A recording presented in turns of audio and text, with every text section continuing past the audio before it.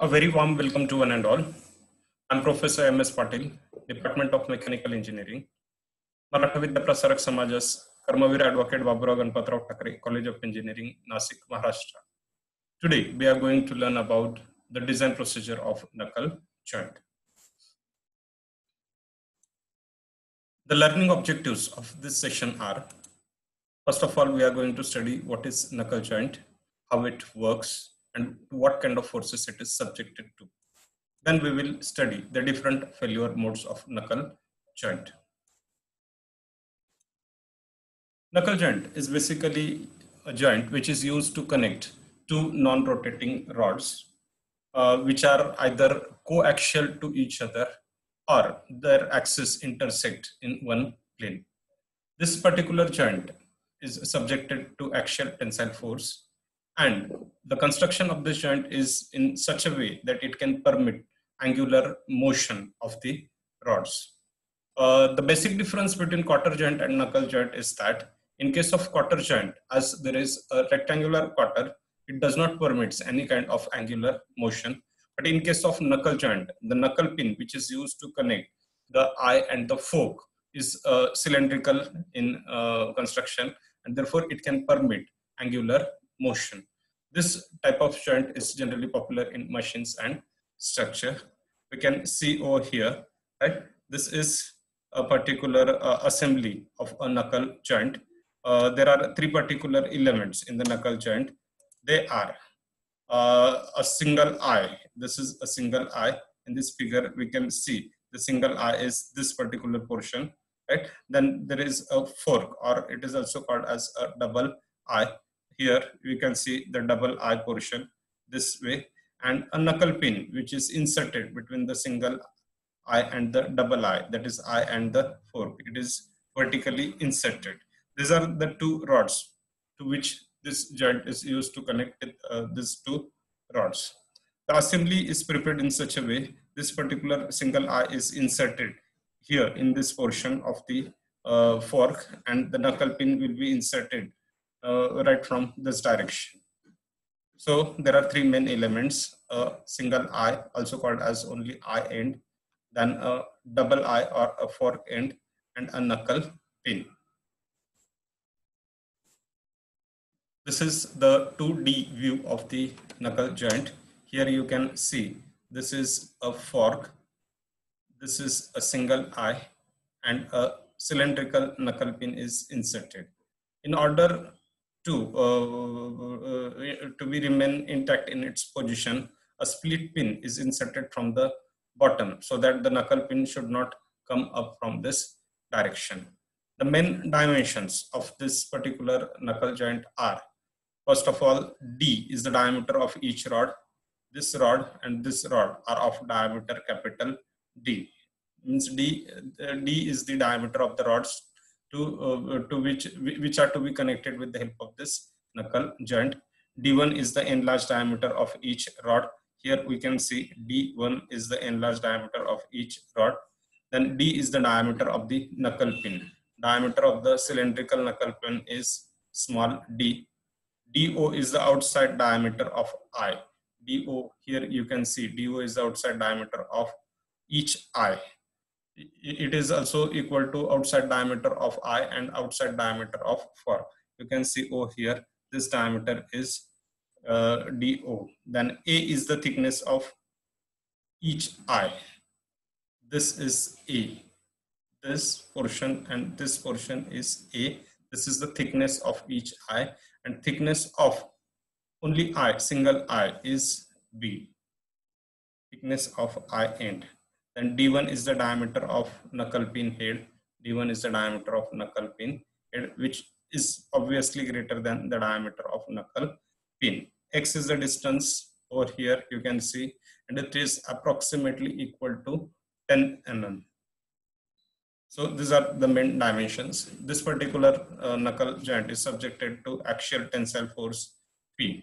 Due to this axial tensile force, the various elements in this joint, knuckle joint, eye, fork, and knuckle pin are subjected to tensile, crushing, and shear stresses. So one by one, we will study what are the different types of failure modes in this knuckle pin, and we will derive certain equations. So first, talking about the tensile failures of rods. Rods are those which are to be connected by the knuckle joint. So each rod is subjected to a tensile stress.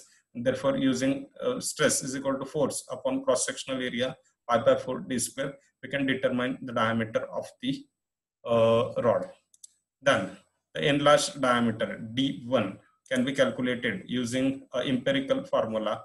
D1 is equal to 1.1 D. If D is safe, then D1 will be the enlarged portion, which will be obviously safer.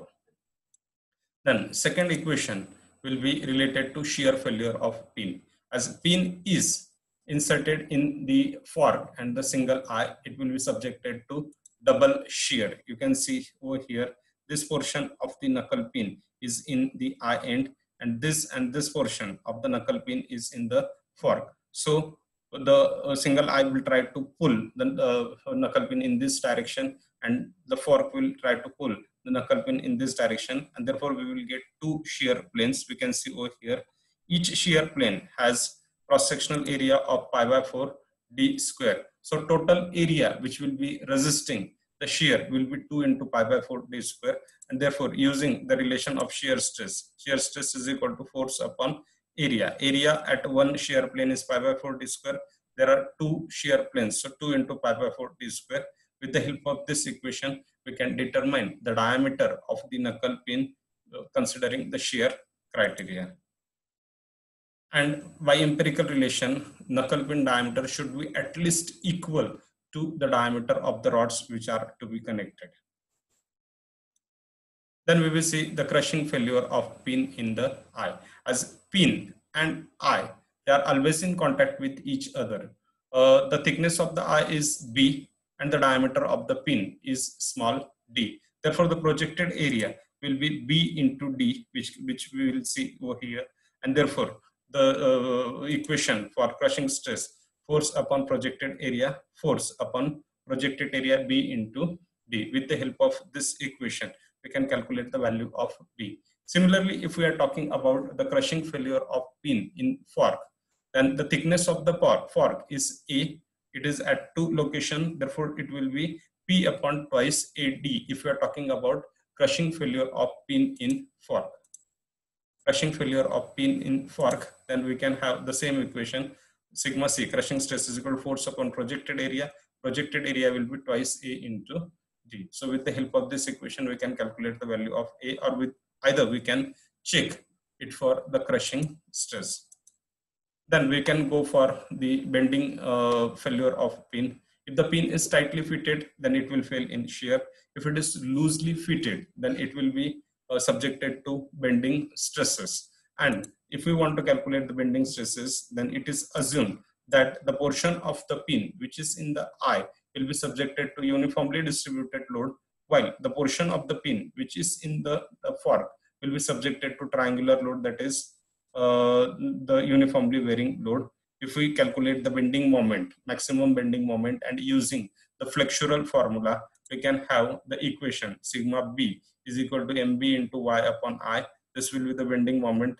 D by 2 will be the distance of extreme fiber from neutral axis. I will be the moment of inertia, pi by 64 d raised to 4. Solving this equation, we will get the equation for bending stress. Sigma B is equal to 32 upon pi d cube into P by 2 into bracket B by 4 plus A by 3. So from this criteria, again we can calculate or check the value of the bending stresses which are induced. Then we can go for tensile failure of eye and tensile failure of fork. Tensile failure of fork. First of all, we will see tensile failure of eye. This is a single eye. These are the three views. Single eye, if it is subjected to tensile load, then it will fail at the weakest section. If we open up the weakest section, you can see the resisting area hatched over here. External diameter is DO, internal diameter is D, and the thickness is B. So this is DO minus D multiplied by B will be the resisting area. Again, sigma T is equal to force upon area. So sigma T is equal to force upon area, B, DO minus D. So from this equation, we can calculate the value of tensile stresses. induced. Similarly, if we are talking about the shear failure, then there will be a shear plane again, and the area will remain same. This will be the shear failure. If we insert the knuckle pin in the single eye and try to pull it in this direction, right, then this portion will come out, which will be having the same cross-sectional area, and therefore instead of sigma t here it will be tau force upon area. Area will be twice, so 2 and 2 will get cancelled. You will get same relation for the shear stress as we have already got in the tensile stress. So from this equation you can calculate the value of shear stress. And from standard dimension, the external diameter DO should be equal to twice D by empirical relation. It should be at least equal to twice D. If you're talking about again about the tensile failure of fork, right? Then we can have the area of the fork. Instead of B, it will be twice A over here. We can get the equation for tensile failure. Why twice A? Because in case of single eye, the thickness is B, while in case of fork, the thickness is A at each position, and therefore instead of B, it will be twice A. So you can calculate the value of sigma t. Similarly, for tau also, you will get the same relationship, shear failure of fork, and you will have instead of B, again it will be twice A. So tau will be force upon area again, twice A dO minus D. Right? Then the standard proportions for the dimensions A and B are as follows. A is equal to 0.75 D and B is equal to 1.25 D. The diameter of the pin head, which is not of any design consideration, we can calculate it by empirical relation. So D1 is equal to 1.5 D. Again, as I have already told, the gap X can be approximately taken as 10 mm. So these are the different failure modes of the knuckle joint. In the next lecture, we will talk about the summarized design procedure of knuckle joint, and we will solve a numerical for the knuckle joint. It's all for now. Thank you for listening it very patiently. Thank you. Thank you very much.